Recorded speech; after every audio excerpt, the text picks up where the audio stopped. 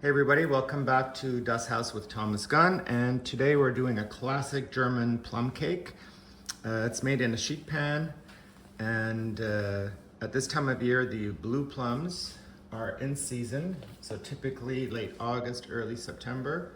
So these are the ones that are classically used, but if you can't find these, regular plums works out just fine. So without further ado, there are three stages: the Streusel, the dough, and the plums. We're going to do this in 3 steps really quickly. Subscribe, like the video, follow along, and let's get baking.